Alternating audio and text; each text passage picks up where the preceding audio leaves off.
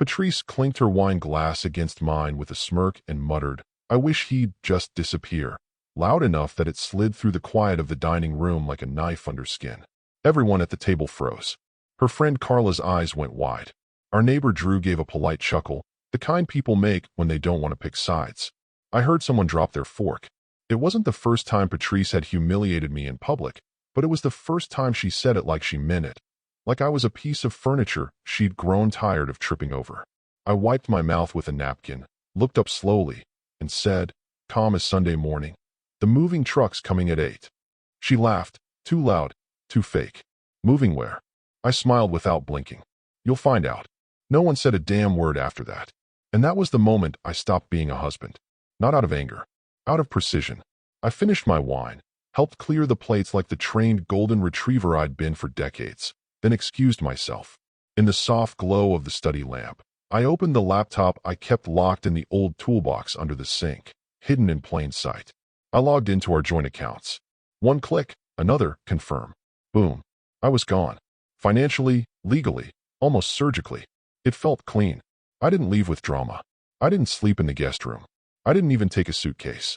I just sat in the dark living room, watching the ceiling fan spin, listening to the ticking clock Patrice insisted on keeping even though it never kept time. And I realized, this wasn't revenge. This was freedom from theater. No more stage makeup. No more cue cards taped to my spine reading smile and apologize. She didn't notice me rerouting my pension. Didn't ask why my phone buzzed at 1:13 a.m. with a confirmation code from a bank she forgot we had. She never asked what happened to the second mailbox key, or why I'd suddenly taken up volunteering every Friday afternoon. Because I'd learned the best way to disappear wasn't to run. It was to become invisible in plain sight, while building a runway no one saw coming. By the way, 98% of you listening to this story haven't subscribed yet. If you enjoy this kind of slow burn reckoning, hit that button. It keeps the stories flowing. And, believe me, what's coming next deserves your full attention.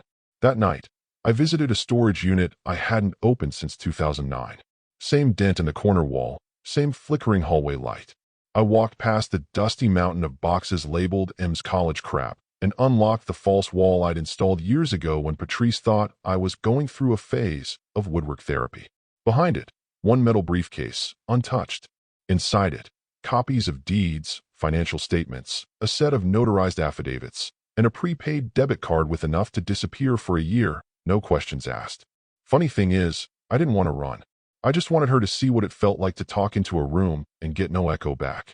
I wanted her to stand in her little queendom, wine glass in hand, and realize the crown was paper and the throne was folding metal. So when I came home at 3:17 a.m., and she was passed out with an empty bottle on her chest, I tucked the blankets around her shoulders like always, turned off the TV, picked up the half-eaten pie she left out, and smiled. She got her wish. She just didn't realize the disappearing act had already started. The morning after the dinner, Patrice was still drooling on the pillow when I backed out of the driveway at 6:03 a.m. She wouldn't notice my absence. Hell, she hadn't noticed my presence in years. The coffee was still warm in the thermos by the time I pulled off the highway, 2 towns east, into a neighborhood so forgettable even the GPS hesitated.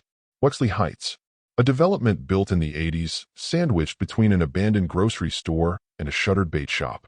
Nobody paid attention to it, and that's precisely why I kept the duplex here in my name and never said a word. My uncle left it to me in '08.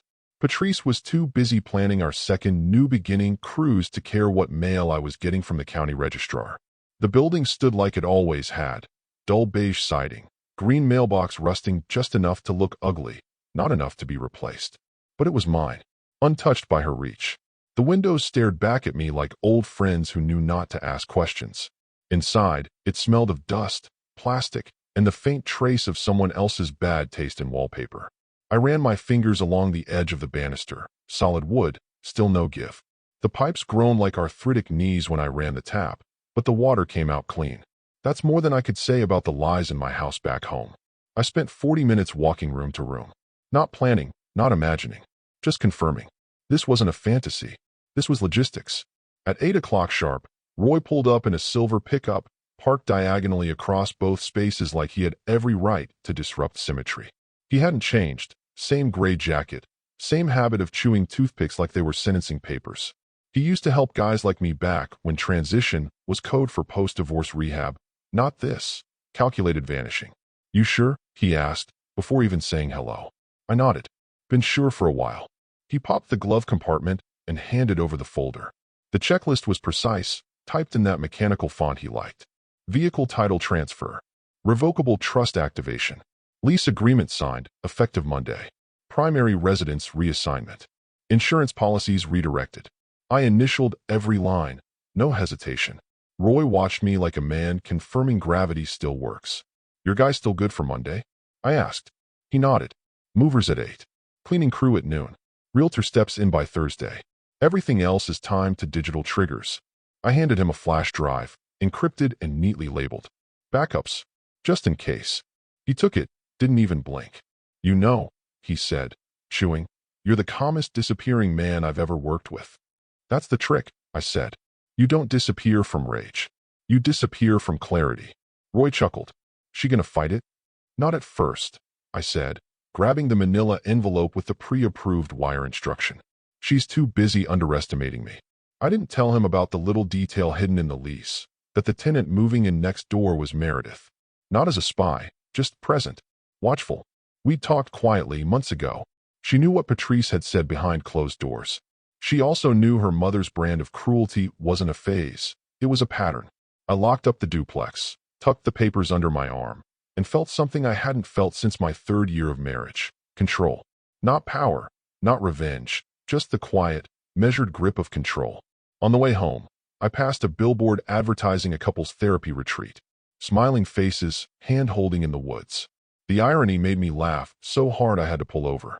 By the time I got back, Patrice was still in her robe, scrolling her phone, probably hunting for someone to validate last night's little joke. She didn't notice my shoes had gravel dust. She didn't ask where I'd been. That's the beautiful thing about disappearing. You can start long before anyone realizes you're gone. She's probably out buying a van to live in. Good riddance. The words floated down the hallway like poison mist, half muffled by laughter and clinking ice in her glass of evening bourbon. Patrice was on the phone with her sister, the fun one, the one who still wore leather jackets and called cheating just emotional flexibility. I stood just around the corner, in the dark alcove by the linen closet, listening like I'd learned to do over decades. Patrice never checked if I was nearby. I was the wallpaper, the soft background music of her daily performance. He's been so weird lately. I think he's losing it, she went on, with a dramatic whisper. He said something about a moving truck at dinner. Can you believe that? A truck. Like he has the spine. Her sister burst out laughing on speakerphone, and Patrice joined in, her cackle sharp and wine thick. Honestly, I hope he does leave. I could use the space. Maybe I'll finally redo the kitchen without his budget spreadsheets hanging over my shoulder. She had no idea that by the time she finished that sentence, I had already removed my name from every utility account linked to this house. Gas, electric, water, all her problem now. I even logged the disconnection notices neatly into a spreadsheet, not out of spite, but order. I wasn't angry. I was administrative. Earlier that afternoon, I'd visited the bank, our bank, and closed the joint safe deposit box. The one she never bothered to check, assuming it just held old rings and birth certificates. I emptied it methodically. My mother's wedding band, my grandfather's war medals, the deed to the small plot of land in Wyoming that Patrice always called your pathetic hilltop fantasy. Gone. Transferred. Safeguarded. The pension had already been rerouted 3 days ago. Direct deposit now slid quietly into a private account under my initials and a corporate LLC I registered 15 months back. The address tied to it? The duplex on Wexley Street. Legal. Invisible. Permanent. And still, she laughed, while she poured herself another drink and gossiped with her sister about how I probably can't even figure out how to use Craigslist. I was mapping the final pieces like a chessboard, move by move. A quiet king who'd let her dance across the board for decades, only to box her in, piece by piece, until there was nowhere left to go but off the table. That night, the neighborhood came alive. Strings of Christmas lights blinked on like the town was exhaling. Our street always got festive early. Clark from across the way already had a 9-foot inflatable Santa clumsily swaying in the yard. Kids ran down the sidewalk in puffy coats, laughing, dragging sleds across dead leaves. It smelled like firewood and cinnamon and distant hope. Inside our house, Silence thick enough to chew. She stayed on the phone for another hour, drinking and giggling, her voice bouncing from casual cruelty to performative boredom. I stayed out of sight, in my office with the door cracked, printing out one final batch of statements, notarizing the last form, and sealing 3 envelopes with color-coded stickers, blue for Roy, red for the realtor, green for the lawyer. The old printer made a chirping noise as it finished. She didn't hear it. She was too busy planning how she'd repaint the bedroom walls once I was gone. That was the difference between us. She thought leaving was loud, dramatic, a suitcase in hand, maybe a screaming match on the lawn, some big scene where she'd get to be the victim. But I was carving my exit in whispers and decimals, one document at a time, one closed door after another. By the time she noticed the walls tightening, the house wouldn't be collapsing. It would simply be no longer hers. The accountant's office hadn't changed in 30 years, still smelled faintly of lemon disinfectant and printer toner, with the same faded diploma from Syracuse crooked on the back wall. Harold Fitz was the kind of man who'd never updated his haircut or his ethics. Gray, reliable, quiet. Exactly the kind of man you want handling numbers that could ruin lives. He looked up from the petition I'd just handed him, his wireframe glasses sliding down his nose. "You sure about this, Martin?" I leaned back in the chair, unzipped the worn leather briefcase, and pulled out the first folder. Thick, tabbed, color-coded. "This one's just a warm-up," I said, placing it gently on the table. He opened it. American Express statements from the last 7 years, marked with red highlighter. Hotels in Asheville, 3 different jewelry stores in cities I'd never visited, Uber rides from bars to a residential address in Chesterfield that definitely wasn't her sister's. I handed him a second folder. This one was Messier, screen captures of her online poker sessions, withdrawals from shady betting sites, a $9,700 transfer marked consulting sent to a man listed in her phone as Daniel B., which I later confirmed through public records was the same man who owned the property she was mysteriously always watching a friend's dog at. Harold flipped through the papers like he was reading a thriller he didn't want to finish. "Jesus," he muttered. "Still want me to double-check the tax withholdings this quarter?" I asked deadpan. He exhaled sharply, leaned back, and gave me a long look. "You've been collecting this?" "For years," I said. "Why now?" "She finally gave me permission," I said. "At dinner. Told the whole table she wished I'd disappear." He didn't laugh. Harold was not the laughing type. He nodded, once slow, then opened his drawer, pulled out the thicker petition paperwork, the kind that doesn't just remove names from deeds, but invokes non-disclosure statutes, fraud clauses, and precedent from that ugly case in Minnesota we used to joke about before it got too real. "You're filing under spousal financial abuse," he said. "Correct. You'll need to show the timeline aligns with joint funds being used without consent." I handed over the final folder. My notes. Receipts she didn't think I kept. Cross-referenced timestamps from when I was logged into work across the country while her credit card pinged hotel room service 3 towns over. "She didn't just spend without me," I said. "She built a parallel life using our shared money. Lied about it. Mocked me while doing it. And she still doesn't know?" I shook my head. "She's too busy laughing with her sister." He looked down at the petition again, scribbled a note. "This won't be quick," he warned. "I don't need quick," I said. "I need precise."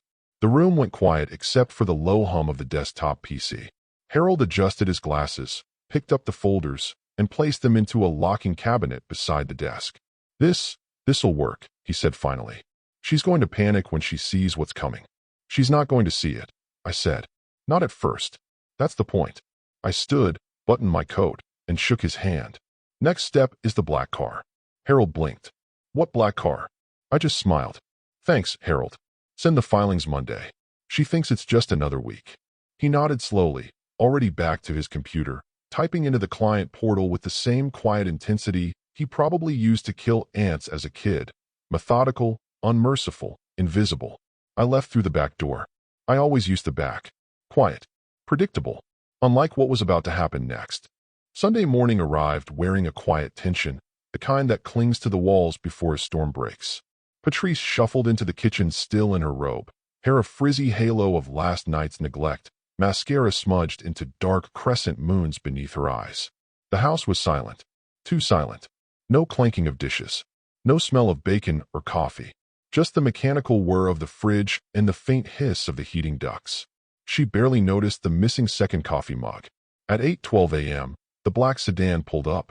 Matte black, not the cheap kind you rent, the kind that gets leased through quiet law firms and private consulting firms that don't advertise. It parked with surgical precision right in front of our driveway, engine humming low like a threat.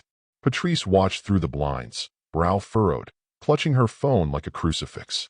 She expected a delivery, maybe a neighbor, maybe someone from her ridiculous book club she never reads for. But the man who stepped out wasn't carrying muffins. He wore a charcoal suit, black gloves, no expression. His briefcase clicked open once. He pulled out a sealed folder. Thick, corner-tagged, professional. Walked to the door. The knock wasn't loud. Just, final. She opened the door in her slippers, her robe tied haphazardly, still chewing whatever she found at the bottom of the cereal box. He didn't speak, just handed her the envelope with 2 fingers and walked away. She watched him go, blinking. Then, slowly, she tore the seal. The paper inside was crisp, formal, legal. Notice of termination of tenancy, effective immediately. Reassignment of property ownership in accordance with petition #48-112B. Vacate premises by 5 p.m. or be considered trespassing. Attached, signature pages, her own name on them. Inked months ago. She flipped through the pages like they were written in another language. Then again, and again, then the scream. Martin, Martin, what the hell is this? Nothing. She ran through the house, slamming open doors like they owed her answers. The closet was half empty. My side. The drawers? Clean. Bathroom sink.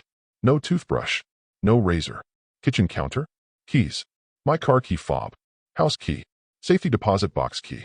And a folded piece of thick stationery with my handwriting, printed neatly like I used to label my project folders. I heard you. Loud and clear. She stood in the middle of the kitchen, barefoot on cold tile, robe slipping off one shoulder, and read the note 3 more times as if it might change its meaning with repetition. She opened the garage. My car was gone. She called my cell. Disconnected. She ran upstairs, logged into our bank accounts. Access denied. By the time she sat down on the edge of the bed, my side now cold and missing the imprint she never noticed before, her hands were trembling so badly she dropped the sealed folder 3 times trying to get it back into the envelope. And still, no sound from the street. No cries of sympathy from the neighbors. No phone calls returned. Just that silent black car rolling off down the hill like it had never been there at all. She stared at the door, at the floor, at the keys, at the finality. She'd spent years mocking the idea of me leaving. Now she couldn't even find where the leaving began. The house wasn't burning. It wasn't being taken by a wrecking ball. It was simply no longer hers. And worse, there wasn't a single thing she could do about it. Patrice's fingers trembled as she redialed the 3rd number in a row. Straight to voicemail. Again. She tried our daughter next, Meredith. No answer. Then again. Then again. She left a frantic message on the 5th try, voice cracking. Meredith, your father's gone off the deep end. Please, call me. I don't know what's happening. She called my sister. My college friend. Even Clark, the neighbor she normally avoided unless she needed him to trim his hedges. Everyone had gone silent like someone hit mute on the entire town. She tossed the phone across the bed, missing the pillow and cracking it against the nightstand. It didn't matter. The screen was already cracked, just like her carefully curated world. By 11:30 a.m., the adrenaline took over. She stormed out, threw herself into the driver's seat still wearing her robe under a winter coat, and peeled out of the driveway like she had somewhere left to matter. She sped toward her sister's house 3 towns over, rehearsing outrage and confusion the entire way. He's losing it. He's trying to erase me. I need help. Tell me I'm not crazy. But when she arrived and slammed the door behind her, her sister just stood there on the porch with her arms folded, eyes wary. You saw him, didn't you? Patrice barked. Her sister gave a slow nod. He was here yesterday. Calm. Focused. He explained everything. Patrice's mouth hung open. He what? He didn't yell. He didn't complain. He just showed me documents. Dates. Proof. Said he wanted me to know what was coming so I wouldn't be confused when you tried to twist it. Patrice staggered backward, like the wind had punched her. You're taking his side? Her sister's voice dropped to a chill. I'm taking the truth side. She didn't remember driving back. Just the sound of her own breathing, too fast, too shallow, and the low hum of reality clawing its way through her denial. She turned onto our street like someone approaching a crime scene. And it was. 2 moving trucks flanked the house. Three men she'd never seen before were carrying out boxes with swift efficiency. She slammed the brakes, leapt out, and screamed, "What the hell is going on?" One of the movers calmly handed her a clipboard and said, "Ma'am, this property is being vacated per the order on file. Final load's almost done." She shoved past him into the house. Her house, damn it, and nearly slipped on the polished floor. The furniture was gone. Walls bare. Cabinets empty. The only thing left in the living room was a single cardboard box placed dead center, like it was waiting for her. Marker scrawled on top, "Your words." She stared at it for a long time, then slowly peeled the tape back. Inside, a stack of neatly printed screenshots. Messages. Group chats. Her emails. Every snide comment she'd made about me to friends. Calling me a boring relic, a slow-dying spreadsheet in human form. A walking beige sweater. There were dated printouts of her cruel jokes from holiday parties. A particularly long one she'd sent her sister. "Martin's basically wallpaper now. I don't even hear him when he talks." Under those, bank transactions. Tied to dinners and jewelry. Then, the final piece. A color printout of a message from her private Gmail. Sent to a man labeled D. The message was short. "He's not suspicious. He never is. Honestly, I wish he'd just disappear so we could start fresh. Soon." The timestamp? 3 days before Thanksgiving. She dropped the folder like it burned. The movers exited behind her, brushing past like ghosts, carrying out the last of the echoes. No goodbyes. No judgment. Just duty. She was alone now, in the shell of her own house. Correction, not her house. She stood there in the quiet, surrounded by air that no longer belonged to her, holding a box of evidence she never thought anyone would see. For the first time in her life, Patrice had run out of people to talk to. The only voice left was her own, and now it was staring back at her, in ink, in print, in cold, undeniable black and white. The call came at 4:42 p.m. Patrice had been staring at the blank wall where the television used to hang, box still open at her feet, its contents scattered like forensic evidence. The room felt heavier now, stripped of furniture and noise. Only her breath filled the space, and it wasn't steady. The phone vibrated once on the floor beside her. Meredith. She scrambled for it like a drowning woman reaching for driftwood. Meredith. Oh, thank God, finally. There was a pause on the other end. Cold. Flat. Not even a pretense of comfort. "I warned you," Meredith said, her voice low and measured. "Last year. I told you to stop." Patrice blinked. "Stop what?" I don't even. Stop mocking him. Stop treating him like furniture. Like a malfunctioning appliance you're too lazy to replace. I told you I wouldn't stand by and watch you whittle him down." Patrice's voice cracked. "He's trying to erase me." "No," Meredith said sharply. "He's finally remembering himself." The silence that followed was deep enough to swallow her whole. "Wait, Meredith, please. You don't understand. He's turning everyone against me. He came to your aunt's. He's planning this. He's... You think we didn't notice?" Meredith cut in, colder now. "You think no one noticed how you spoke to him at dinner? Or at Christmas? Or that night you accidentally locked him out during a snowstorm?" "That was," Patrice stammered. "That was a misunderstanding. He left his coat." "I was there," Meredith snapped. "You laughed. You told me. Maybe freezing will knock some sense into him." "I remember everything, Mom." Patrice went quiet. The old excuses withered before they even made it out.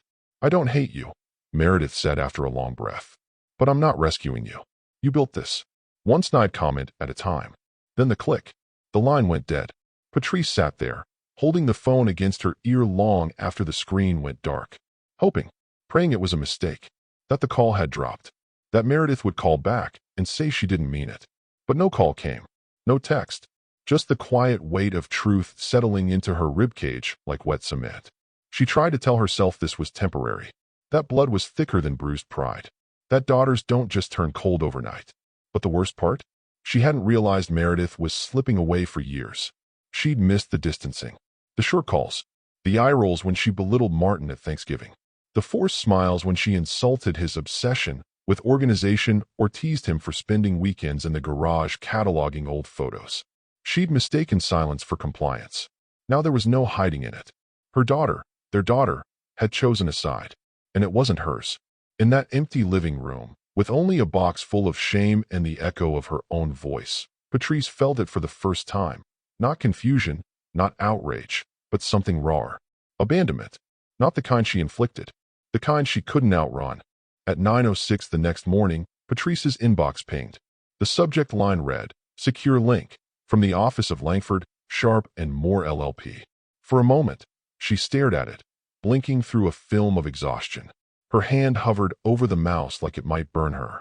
Her brain, still scrambled from the silence of the night before, tried to tell her this was a mistake. A billing error. Maybe spam. But her name was spelled correctly, and the logo was real. She clicked. A loading bar filled the screen. Then a simple prompt. Press play to begin. Martin appeared on the screen. Crisp navy sweater, clean-shaven, sitting in a quiet office with soft amber light, and a glass of water placed precisely beside him. "Patrice," he said. No anger. No emotion. Just a tired steadiness that unnerved her more than any rage could have. "I don't hate you, but I refuse to be your audience anymore." She flinched. It wasn't a threat. It was worse. It was a resignation. A release. "You made your position clear." Loudly. Repeatedly. "And for years, I tolerated it because I confused endurance with commitment." He looked directly into the camera. Her throat tightened. "But I've stopped tolerating. I've started reclaiming." The video cut to a new screen, a spreadsheet. Clean. Ruthlessly organized. Line by line. It detailed transfers. Funds moved into holding accounts. LLCs she'd never heard of. Trusts with names that sounded vaguely familiar, but now existed fully separate from her. Property reassigned. Deeds updated. Custodial designations revoked. Medical directives altered. Power of attorney stripped. In the bottom right corner. Initiated 14 months ago. Completion 93%. Projected finalization 6 days. Then a second tab opened automatically. Charitable donations. Dozens. Organizations with missions she'd mocked over dinner. Causes Martin had once quietly mentioned, then stopped bringing up after she rolled her eyes one too many times. One of the donations, a large sum redirected from a joint account she assumed was still for renovations. Recipient, a veteran's shelter named after Martin's father. Another, a scholarship fund, created in her mother's maiden name. A legacy without her. Her hand flew to her mouth as her eyes skimmed the bottom note. Assets formerly listed under Patrice E. Mallory. Current status, reallocated pending final legal clearance. Percentage recoverable, 0%. The screen faded back to Martin. His eyes were softer now. Not cruel. Not triumphant. Just done. "I'm not erasing you," he said. "I'm just choosing to stop being erased." A pause.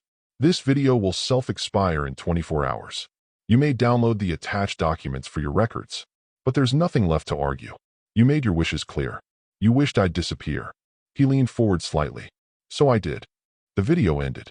Patrice sat frozen, staring at the playback bar, as if replaying it would produce a different ending. But it didn't. She clicked through the documents. Legal filings, irrevocable decisions. Her own notarized signatures next to ones she didn't remember signing. The attorney had prepared everything with surgical precision. It wasn't revenge. It was an extraction, and she'd never even felt the scalpel. She tried calling the law firm. Voicemail. She tried reloading the link. Video marked as viewed. Session complete. The cursor blinked in the empty screen. She looked around the house. No longer a home. No furniture. No echoes. Just that same hollow ringing silence. Everything she thought was theirs had slipped from her grasp like dust through open fingers. And he hadn't yelled. He hadn't thrown a fit. He just left. Systematically. Intelligently. Silently. And now all that remained was the weight of her own voice saying, "I wish he'd just disappear." Wish granted. At exactly 1:17 p.m., her phone buzzed. Just once. A text. No contact name. Just a number she didn't recognize. "If you want closure, meet at 4 p.m., 127 Wexley Street." That was it. No punctuation. No plea. No tone. Just coordinates. She read it 5 times before Googling the address. Wexley Street. Townhouse community. Nothing fancy. 2 towns over. East side. She zoomed in on the street view. Identical beige units, like soldiers standing at attention, stripped of personality. Her hands shook as she grabbed her coat. Closure. The word echoed like a dare. Like a test. She hadn't eaten. She couldn't remember if she'd even slept. But she drove, straight through a red light at one point, and didn't even flinch. Just clenched the wheel like it owed her an apology. By the time she parked in front of 127 Wexley Street, her mouth was dry, her palms slick. It was unimpressive. Quiet.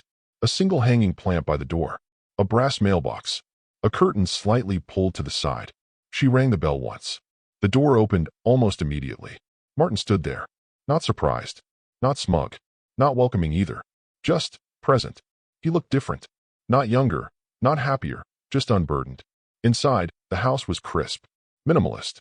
No clutter. No family photos. No memorabilia from a life they once shared. Just one chair. One small table. And one folder. He gestured toward the chair opposite him. She sat. Slowly. Like approaching a cliff. Her voice cracked before the words even formed.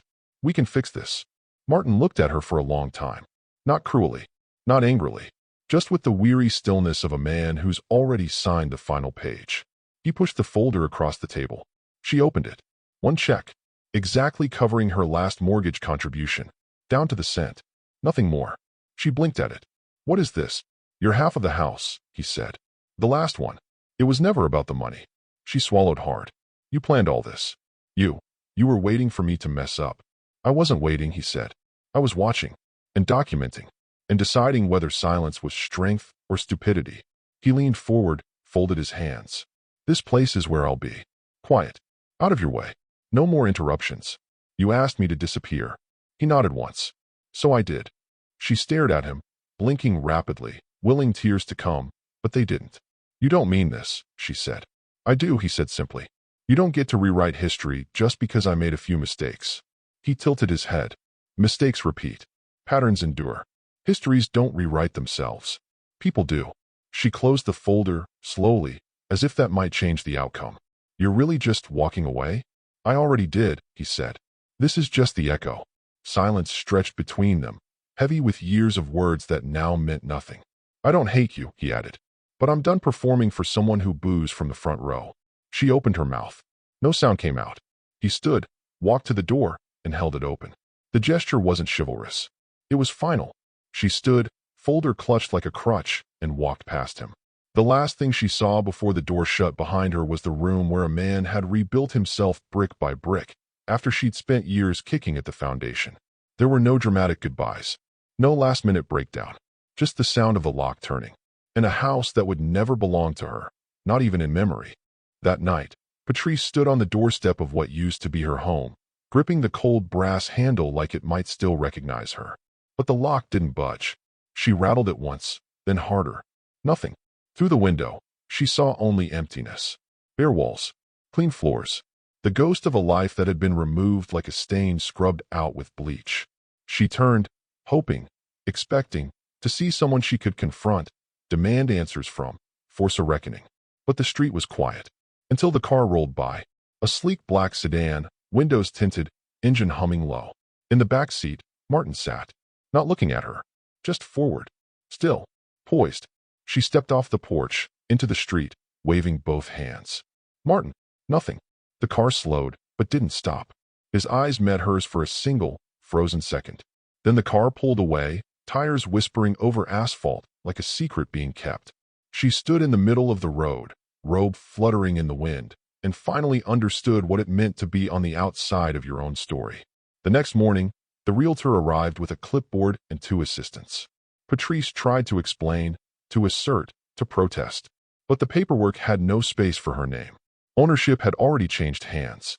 The new listing photo would be taken that afternoon. She wasn't a resident. She was clutter. She pushed open the side door, the one that had always stuck, and stepped into the kitchen one last time. It was spotless. Too clean. Like no one had ever argued here. Like no one had stood in this spot and said, I wish he'd just disappear. On the counter, one last note. No envelope. Just a folded card with her name on the front. Inside, scrawled in that familiar, sharp handwriting. You said you wished I'd disappear. You should have been more careful what you wished for. The paper trembled in her hand, but not from the wind. And just like that, the house she once ruled over with smirks and silence had become his final word. A vanishing act so complete it didn't even leave room for applause. Sometimes, the cruelest revenge isn't loud or vengeful. It's silence paired with total control. Martin didn't explode or punish. He simply stopped participating. And honestly, that might be the most powerful way to reclaim your dignity when someone's been erasing it piece by piece.